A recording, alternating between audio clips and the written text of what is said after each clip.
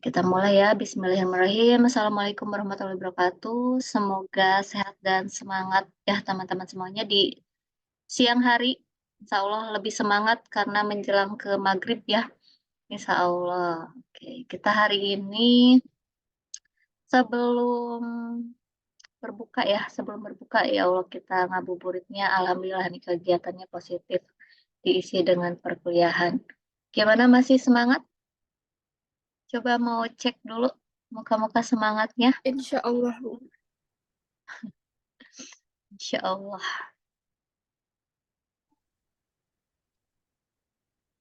Oke, posisi lagi pada di mana?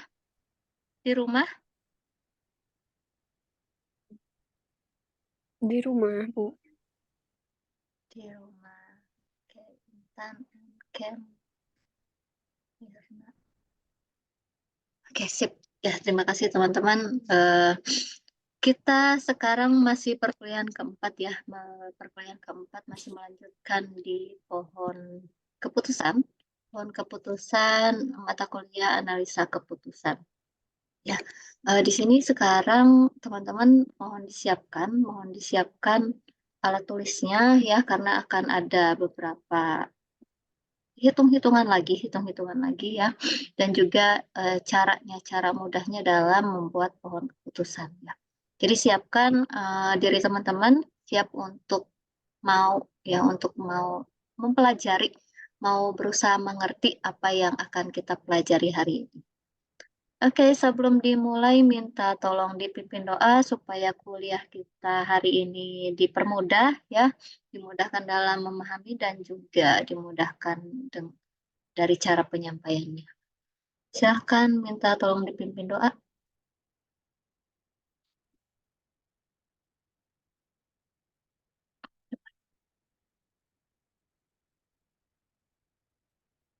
Siapa nih yang mau memimpin doa? Yuk, Cek. ya, adik.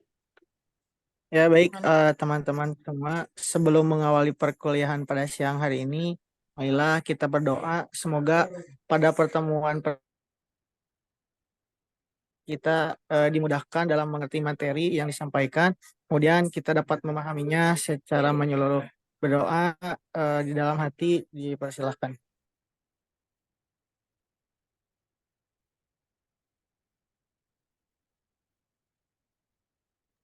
Berdoa dicukupkan. Baik, terima kasih Kang Adi ya. Semoga hari ini dipermudah. Amin ya Allah ya Robbal Alamin ya. Oke. Materinya sudah ada ya di Litera ya. Sudah ada materi dan juga nanti untuk setelah pertemuan hari ini seperti biasa kan tujuan ya, ada tujuan yang ingin dicapai. Jadi sudah ada tugas yang menanti teman-teman semuanya. Oke, jangan lupa mengisi presensi ya, mengisi presensi di Litera, lalu konfirmasi kehadiran dosen dan juga konfirmasi kesesuaian dengan RPS. Kalau sesuai ya konfirm sesuai, tapi kalau tidak ya dikonfirmasi tidak sesuai. Oke, tapi insya Allah sesuai dah. Insya Allah. Oke ya, babnya masih ke pengambilan keputusan dengan pohon keputusan. Cuma ya kalau yang kemarin kan masih sederhana ya. Nah, sekarang bagaimana kalau ada keputusan di dalam keputusan? Ada keputusan di dalam keputusan, jadi lebih kompleks lagi dalam menentukan keputusan mana yang akan diperoleh. Nah, tujuannya nanti kalian harus bisa mampu membuat ya, menggunakan pohon keputusan dengan expected monetary value, masih pakainya EMV ya, dari nilainya, dari value-nya. Dan juga nanti untuk sekarang ada analisis bertahap ya, pakai analisis bertahap. Analisis bertahap, contoh kasus dan juga latihan contoh soalnya. Oke.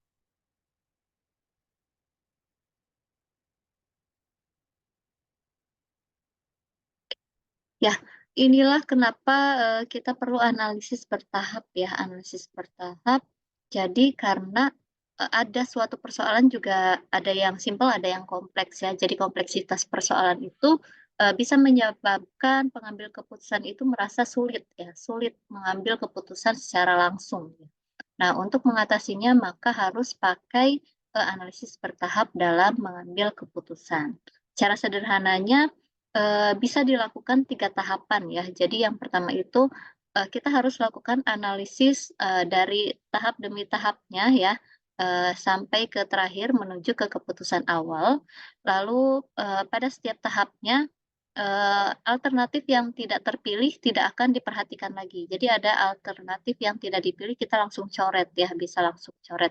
Tidak perlu konsen ke alternatif yang tidak dipilih. Nah, pemilihan alternatif setiap tahapnya dilakukan dengan cara, kemarin ya ada beberapa cara, ada pilihan langsung, kalau bisa langsung diketahui nilai yang paling tinggi atau pilihan mana yang paling menguntungkan ya. Bisa juga dari nilai ekspektasinya dan juga dari ekspektasi utility atau utilitas. Nah, untuk yang utilitas belum kita belajar ya, dari nanti di pertemuan kelima kita belajar tentang ekspektasi utility dan juga nilai ekivalen tetap.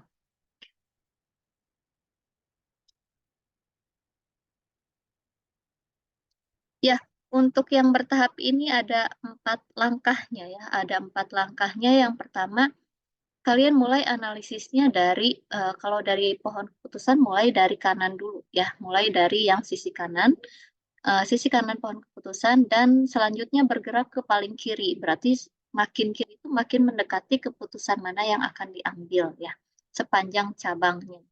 Ya, dimulainya dari kanan baru analisis ke kiri. Nah, yang kedua pada setiap simpul keputusan harus dilakukan pemilihan ya antara alternatif yang ada ya berdasarkan kriteria tertentu. Kalau ada alternatif yang tidak dipilih berarti dicoret di cabangnya ya, coret cabang dari simpul keputusan yang tidak terpilih dengan memberi tanda garis sejajar, tanda 2 ini ya. Garis sejajar 2 dicoret kalau untuk alternatif keputusan yang tidak dipilih. Yang keempat, tindakan atau alternatif yang terpilih adalah cabang-cabang dari semua simpul keputusan yang tidak diberi tanda garis sejajar. Kalau ada yang diberi tanda sejajar berarti itu kan yang tidak dipilih. Tapi kalau yang dipilih berarti adalah yang tidak diberi tanda garis 2 sejajar. Masih bingung ya di langkahnya? Analisis dari kanan ke kiri, terus hitung ya simpul keputusannya dihitung, kalau tidak dipilih dicoret pakai garis sejajar, yang terpilih itu yang tidak ada garis sejajarnya. Nah, di sini nanti teman-teman tolong sambil dibuka juga materinya ya, dibuka materinya, dilihat, diperhatikan untuk contoh soalnya. Oke, di sini misalkan seorang produsen menghadapi persoalan untuk memutuskan pada tahap pertama, apakah perlu mendirikan pabrik besar atau pabrik kecil. Berarti di sini ada 2 keputusan, pabrik besar atau pabrik kecil. Pada tahap kedua, kalau keadaannya memungkinkan harus diputuskan untuk memilih salah satu dari 3 hal, yaitu perluasan besar, perluasan kecil, atau tanpa perluasan. Apabila produsen memilih mendirikan pabrik besar atau kecil, kalau pilihannya pabrik besar atau kecil ya, nah dia dihadapkan pada 3 kejadian yang tidak pasti. Ada kejadian tidak pastinya mengenai hasil penjualan produknya, yaitu ada permintaan tinggi, sedang, dan juga rendah. Masing-masing probabilitasnya 0,4, 0,4, dan 0,2 ya. Tinggi, sedang, rendah. Oke. Keuntungan labanya sebagai payoff ya, sebagai payoff-nya itu dihitung dengan cara mengurangi hasil penjualan. Jadi cara menghitung payoff-nya di sini dikurangi hasil penjualannya dengan biaya mendirikan pabriknya. Ya, jadi baru diketahui keuntungan atau labanya. Tapi kalau sudah diketahui labanya aja itu tidak perlu dilakukan perhitungan hasil penjualan dengan biaya modalnya ya, biaya pendirian pabriknya. Nah, biaya mendirikan pabriknya itu sebesar 10 juta. Ya, 10 juta dan pabrik kecil 6 juta biayanya. Besar, bisa juga sambil di catatan ya, catatan apa aja yang dibutuhkan di sini di contoh soal 1. Kalau pabrik besar biayanya 10 juta. Kalau pabrik kecil biayanya 6 juta. Apabila pabrik besar didirikan, kalau pabrik besar itu mampu melayani semua permintaan yang akan terjadi, maka tidak diperlukan perluasan. Di dalam kalau permintaannya tinggi, sedang, dan rendah, hasil penjualan itu bisa mencapai 20 juta, 15 juta, dan 10 juta. Ya. Oke. Kalau permintaannya tinggi, jadi bisa penjualannya itu bisa mencapai 20, 15, dan 10. Masing-masing tinggi, sedang, dan rendah. Masih panjang soalnya. Jadi siapkan catatan ya. Oke, selanjutnya apabila yang dipilih mendirikan pabrik kecil, kalau dipilih pabrik kecil, maka produk yang dihasilkan hanya mampu untuk memenuhi permintaan yang rendah aja. Jika ternyata permintaan tinggi atau sedang, perlu keputusan tahap kedua. Jadi bertahap ya, tahap kedua yaitu perlu memperluas pabrik atau tidak. Seandainya permintaan tinggi, ada 3 kemungkinan keputusan, yaitu mengadakan perluasan besar-besaran, perluasan kecil, atau tidak melakukan perluasan. Kalau permintaannya tinggi ya. Jadi pabrik yang kecil. Oke, sampai mana? Oke, ya. Kalau permintaannya sedang, ada 2 kemungkinannya, yaitu perluasan kecil atau tidak melakukan perluasan. Nah, sedangkan jika permintaannya rendah, tidak perlu membuat keputusan tahap kedua. Ya. Selanjutnya, biayanya, biaya perluasan besar-besaran dan kecil-kecilan, biaya ya 5 juta dan 3 juta untuk yang besar dan kecil. Jika pabrik yang didirikan kecil, permintaan meningkat dan diputuskan memperluas pabrik secara besar-besaran. Dengan hasil penjualannya ditaksir mencapai 19 juta hasil penjualannya. Jika keputusannya memperluas pabrik secara kecil, ini untuk yang besar ya, kecil, hasil penjualannya sekitar 18 juta. Tapi kalau keputusannya tidak melakukan perluasan, hasil penjualannya ditaksir 10 juta. Kalau tidak melakukan perluasan. Akhirnya, jika pabrik yang didirikan itu kecil, permintaannya rendah, tidak perlu keputusan tahap kedua dengan hasil penjualannya 10 juta dan biaya mendirikan pabriknya 6 juta ya. Bagaimana gambar pohon keputusannya dari kasus ini? Panjang sekali ya kalau kita lihat contoh kasusnya. Tapi dengan pohon keputusan tentunya akan lebih deskriptif lagi contohnya atau soal kasusnya. Jadi dari tadi berapa paragraf ya? 4 ya. 4 paragraf bisa menjadi satu pohon keputusan yang ini. Bisa baca, coba ada yang bisa baca dari pohon keputusannya? Kira-kira dari sini bisa dibaca apa nih? Ada berapa tahap keputusan? Berarti ada berapa simpul keputusan di sini?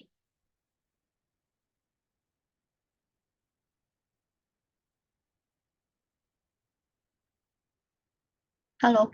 5, Bu. 2. Ada 5. Ada 2. Masih beda-beda nih.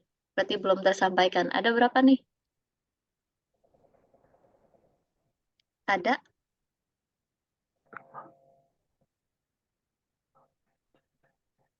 Ada berapa? Simpul keputusan tuh yang apa bentuknya?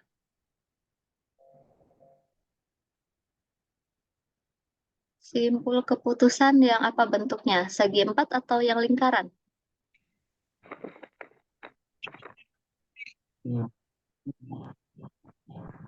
Tiga, Bu. Segi 4, Bu. Apa? Segi 4, Tiga. Bu. 3. Segi Siapa yang 4. jawab 3? Segi 4. Aku. Segi 4 simpul keputusan aku. Aku tuh siapa di sini? Sebentar lihat dulu. Husnul, Bu. Oh, Snell. Oke, ada 3 simpul keputusan ya. Keputusan yang A, berarti di sini ya. A, D, dan E. Lalu ada berapa ketidakpastiannya? Ketidakpastiannya ada berapa? Ada 2, Bu. Ada 2. Yang mana? Yang B mana dan tuh 2 C. tuh? B, C, B Bu. dan B dan C C. ya. Jadi kalau dibaca di sini, berarti keputusannya ada berapa? Keputusannya ada 2 ya, antara mendirikan pabrik besar dan pabrik kecil. Kalau mendirikan pabrik besar, ada 3 ketidakpastiannya. Ketika permintaannya tinggi, ya, sedang dan juga rendah. Tinggi, sedang dan juga rendah. Tapi kalau mendirikan pabrik kecil dan dari sini, dari yang B ini ya, dari ketidakpastian yang B, tidak ada syarat keputusan yang bertahap lainnya kan, sampai saja bisa langsung diketahui berapa sih penghasilannya gitu ya, penghasilannya berapa. Tapi kalau mendirikan pabrik kecil, ketidakpastiannya ada 3 ya, permintaan tinggi, sedang dan juga rendah. Tapi ketika permintaannya tinggi, ada tahapan keputusan yang harus diambil lagi, yaitu memperluas pabrik secara besar-besaran, ya, atau secara kecil atau tanpa perluasan. Jadi harus diputuskan nih, kalau permintaannya tinggi harus bangun yang apa, yang besar-besaran, yang kecil atau tanpa perluasan ya. Tapi kalau untuk yang sedang, kalau kalau permintaannya itu sedang, ada 2 keputusan lagi yang harus diambil, yaitu perluasan secara kecil atau tanpa perluasan. Nanti coba dibaca lagi contoh soalnya ya. Siapa tahu pohon keputusannya ada yang salah juga di sini ya. Nah, perluasan kecil dan ada tanpa perluasan. Nah, sedangkan kalau permintaannya rendah ya, permintaan rendah tidak perlu ada simpul keputusan lagi ya. Jadi artinya di sini langsung aja diperoleh pendapatannya berapa, bukan pendapatan sih, hasil penjualannya ya, hasil penjualannya ditaksir berapa di sini. Oke, dari sini sudah paham dari pohon keputusannya dengan deskripsi soalnya yang tadi?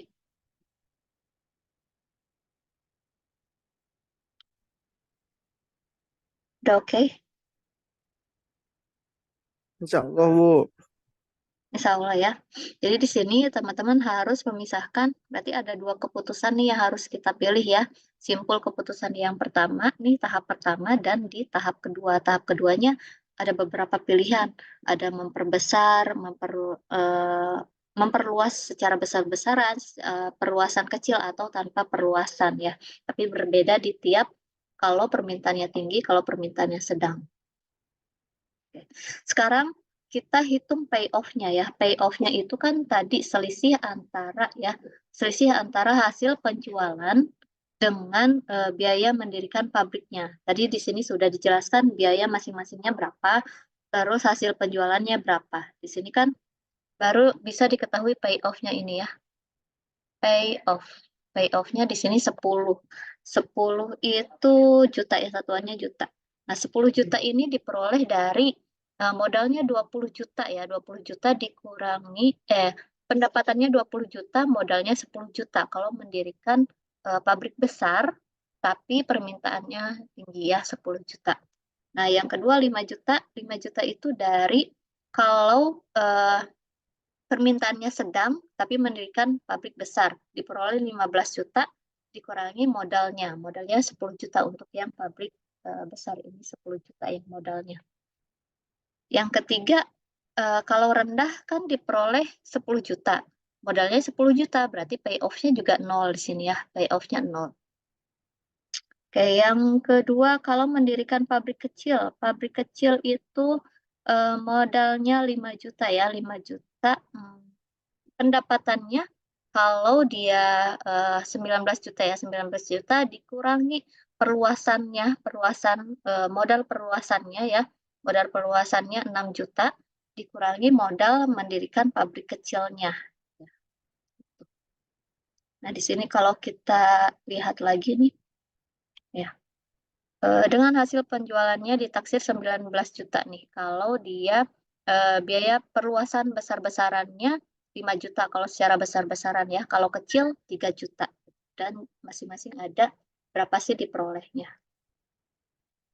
Harus rada jeli memetakan biaya ini termasuk yang biaya apa. Oke ya. Nah, kalau yang kecil pendapatannya 18 juta lalu dikurangi tadi modalnya ya, modal mendirikan pabrik kecil dan juga modal perluasan secara kecil ya, 6 juta dikurangi 3 juta. Kalau yang ini payoff yang 4 juta berarti dari pendapatannya yang diperoleh kalau tanpa perluasan dapat 10 juta dikurangi modal ketika mendirikan pabrik kecil 6 juta modalnya. Kalau kalau permintaannya sedang nih, permintaannya sedang, perluasan secara kecil-kecilan ya, berarti diperolehnya 18 juta tadi, 18 juta dikurangi modal mendirikan pabrik kecilnya dan modal perluasan secara kecil-kecilannya 3 juta. Oke, lalu yang tanpa perluasan sama berarti pendapatannya dikurangi modal mendirikan pabrik kecil. Ini modalnya 6 juta ya. 6 juta. Kalau yang ini, yang terakhir berarti mendirikan pabrik kecil, tapi tidak melakukan keputusan tahap kedua. Artinya langsung diperoleh pendapatannya aja ya. Pendapatannya berarti 10 juta dikurangi 6 juta, jadinya 4 juta. Nah, kalau ada soal seperti itu, dihitung ya payoff-nya dulu, dihitung payoff-nya. Tapi kalau sudah diketahui misalkan keuntungannya sekian, nah itu berarti tidak usah dihitung ini lagi, hitung selisihnya lagi, itu sudah disebut dengan payoff-nya. Oke, dari yang 4 paragraf jadi 1 gambar bisa langsung membaca ya kalau di sini. Oke. Jadi next, jadi berdasarkan gambar ini diketahui ya bahwa pada persoalan keputusan memilih pendirian pabrik besar sama atau pabrik kecil terdapat 2 simpul keputusan ya, yaitu simpul tahap 2 ya, atau simpul tahap 2 itu yang D dan E, yang ini D dan E, dan juga tahap pertama simpul yang A ya, simpul yang A. Oke, terdapat 2 simpul kejadian yang tidak pastinya, ada B dan C. Oke, selanjutnya apa? Tahapan selanjutnya tadi. Kita menganalisis ya, menganalisis dari kiri ke kanan. Dari kanan ke kiri. Dari kanan ke kiri analisis, dan kalau misalkan alternatif itu tidak terpilih, maka coret ya. Oke. Jadi kita analisis bertahap dimulai dari simpul paling kanan dulu. Paling kanan simpulnya yang mana? Simpul yang paling kanan kalau digambar. Simpul D dan E ya. Ya. D dan E yang atas termasuk paling kanan nggak yang B?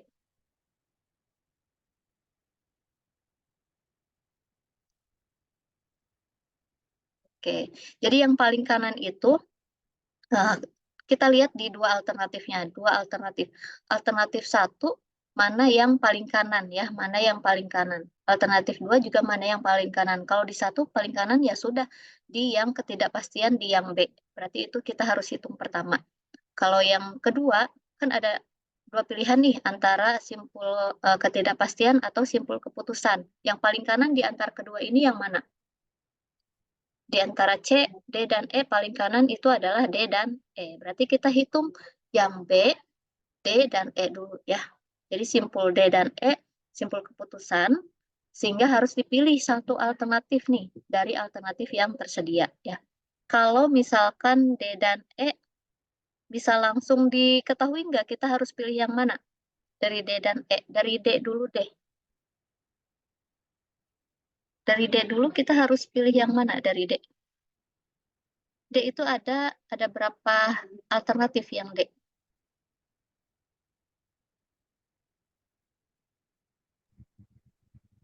Ada 3, Bu. Ada 3 apa aja, Melani?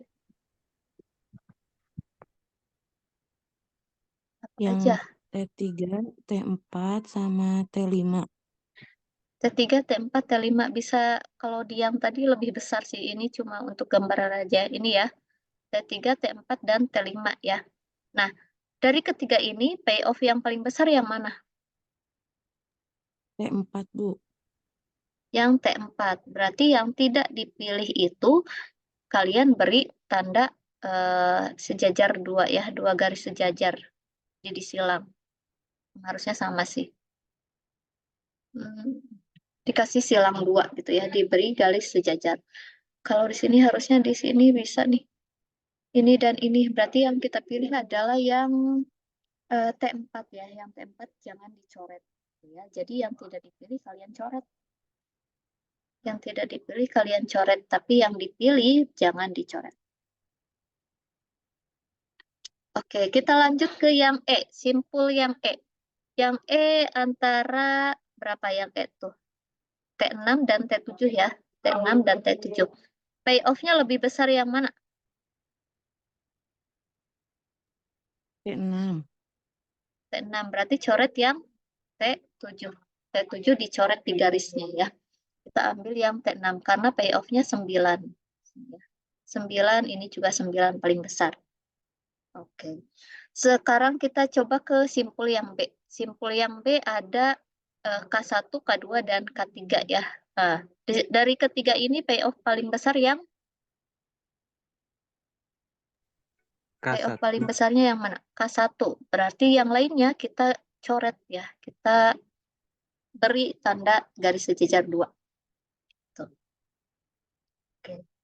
Tapi belum bisa belum kita bisa diasumsikan kalau di K1 itu yang paling besar. Makanya kalau misalkan ada simpul ini, ada simpul ketidakpastian. Kalau ada simpul ketidakpastian, kita harus hitung dulu nilai ekspektasinya.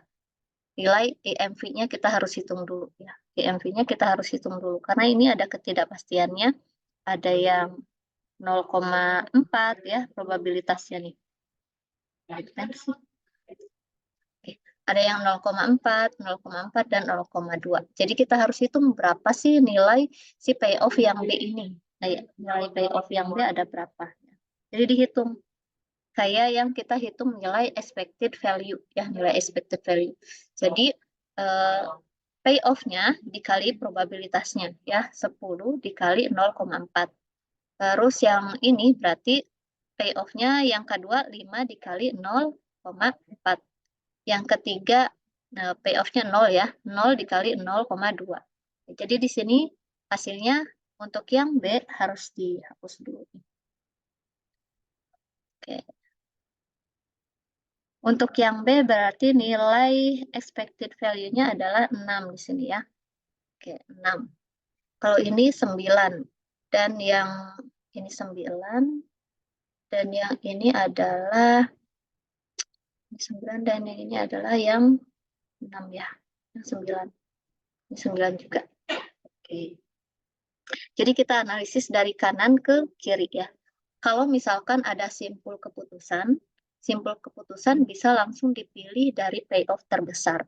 Tapi kalau itu simpul ketidakpastian, kalian hitung dulu nilai expected value-nya. Ya, nilai expected value-nya dihitung. Jadi bisa diketahui nih nilai payoff atau expected value di node B ya, di node B. Di node B. Oke, ini setelah hasilnya ya, setelah hasil kita tadi coret-coret ya. Jadi perubahan pada gambarnya ini ya, ada perubahan di sini, di yang T3 dicoret garisnya, terus di T5 juga dicoret, dan T7 dicoret. Nah, nilainya, nilai expected value dari B itu jadi 6 ya. Nah, kita tahu 6, dan di yang T4 9, dan di T5 itu 9. Kita harus perhatikan di sini. Jadi ada perubahan-perubahannya setelah itu. Oke, selanjutnya kita bergerak ke yang kiri. Tadi kan kita sudah nih, yang B sudah, yang D sudah, yang E sudah. Diperolehlah hasil yang ini ya, hasil gambar yang ini. Nah, selanjutnya kita ke kiri. Kalau ke kiri, ada simpul apa lagi? Kalau kita gerak ke sebelah kirinya lagi, ada simpul apa lagi? Sebelah simpul D ada apa? E. C, Bu. C. Hah? C. Kita ganti warnanya biar nanti teman-teman paham ya. Oke, berarti kita sekarang analisis yang simpul yang C ya. Nah, dari simpul C itu termasuk simpul apa? Ketidakpastian atau simpul keputusan? Ketidakpastian. Ketidakpastian. Ketidakpastian. Berarti kita harus hitung nilai expected value-nya ya dari C ini. Berarti kita hitung ya, yang ini adalah ketidakpastiannya untuk yang permintaan tinggi 0,4 ya, 0,4. Berapa dia nilai payoff-nya? Yang diterima kan yang paling besar yang 9 ini ya. Oke, jadi 9 dikali 0,4. Terus yang kedua, yang E, berarti yang ini yang tidak dicoret ya, yang tidak dicoret, 9 dikali 0,4. Lalu ditambahkan yang terakhir. Terakhir kan ini belum hitung tadi ya. 4 dikali dengan probabilitasnya 0,2. Jadi diperoleh untuk sampul C ini adalah 8 di sini ya. Oke, mulai agak terang di sini. Paham di sini? Jadi dari kanan Insyaallah. terus ke kiri sampai ke paling kiri. Oke, berarti di sini perubahannya ini ya, kita ketahui di simpul keputusan B nilainya 6, simpul keputusan C nilainya 8. Oke, kita gerak lagi ke lebih kiri ya, ke lebih kiri. Dari simpul B dan C, dari simpul B dan C kita gerak lagi ke kiri, ada simpul apa? A. Ada Bu. simpul A ya. Jadi kita mulai hitung ke paling ujung, udah mulai ada tanda-tanda pencerahan sini ya. Simpul A. Simpul A itu keputusan atau simpul ketidakpastian? Putusan. Keputusan. Keputusan ya. Dari sini berarti kita kan tidak perlu hitung lagi probabilitasnya, bisa langsung dilihat yang antara B dan C lebih besar yang mana nilainya tadi? Yang C, Bu. Lebih besar yang C ya. Berarti yang B kita langsung coret. Coret yang B ya. Artinya dari sini berarti pilih alternatif yang alternatif 1 atau 2 yang terpilih dari gambar ini. 2, Bu. 2, Bu. Dari 2 berarti dipilih yang alternatif kedua ya. Alternatif kedua atau sebesar 8. Oke. Kesimpulannya kita harus memilih pabrik mendirikan pabrik kecil. Kesimpulannya yang pertama mendirikan pabrik kecil. Nah, tapi kalau permintaannya tinggi ya, maka milih melakukan perluasan yang kecil. Dilihat yang tidak dicoretnya ya. Kalian jangan perhatikan yang dicoret. Perhatikan yang tidak dicoretnya. Ini adalah kesimpulannya. Yang ketiga, jika kondisi permintaannya sedang ya, sedang, ya, maka mana yang nggak dicoret yang sedang? Maka lakukan yang perluasannya kecil ya, perluasannya kecil. Kalau permintaannya tinggi, lakukan yang perluasan kecil. Yang dipilih adalah yang mendirikan pabrik kecil. Gitu ya. Alhamdulillah contoh 1 selesai. Oke, break dulu azan sebentar ya.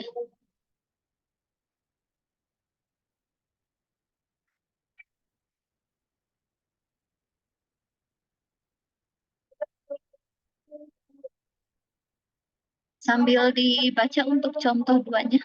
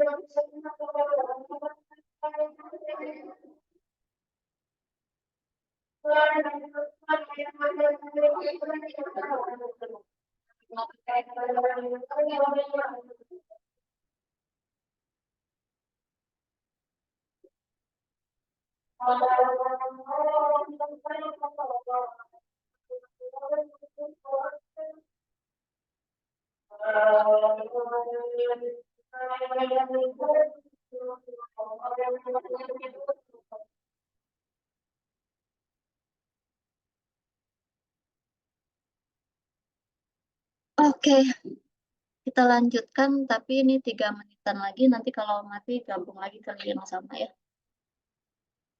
Oke, untuk contoh kedua kalimatnya bisa kalian nanti simak ya. Kita lanjut ke ini dulu. Lanjut ke pohon keputusannya. Nanti dari kalimat ke pohon keputusan silahkan diresapi dulu ya. Nah, kalau dilihat dari pohon keputusannya berarti ada berapa simpul keputusan. Ada berapa tahap simpul keputusan?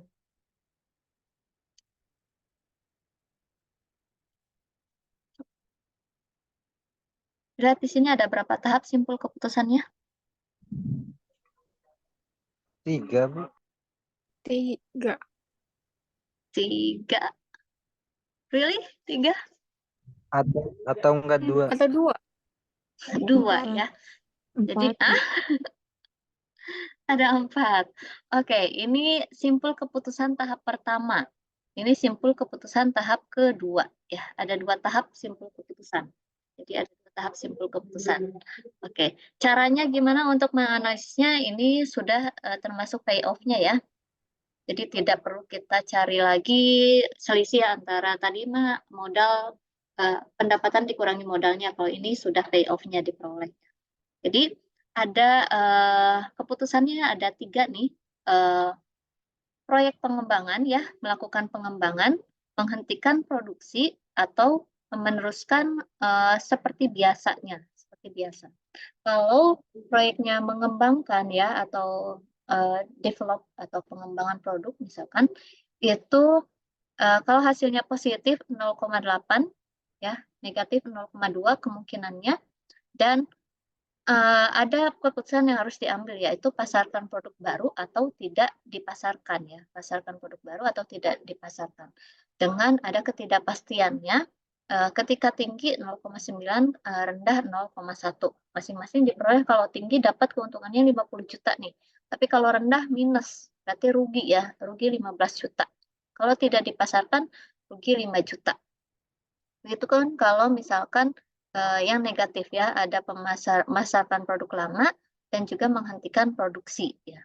Kalau pasarkan produk lama dan tinggi bisa mencapai 35 juta, tapi ketika rendah minus 20 juta.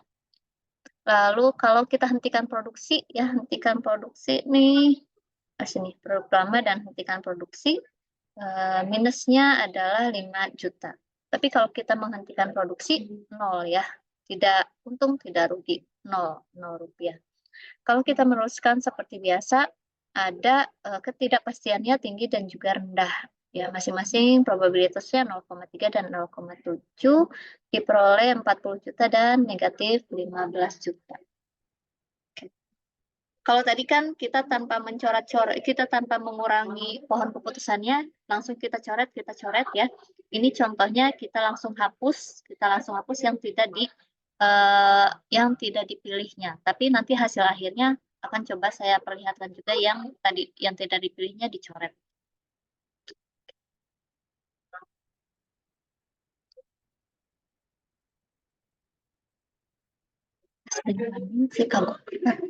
Oke, yang pertama kita harus menghitung IMV untuk pasarkan produk yang baru ya.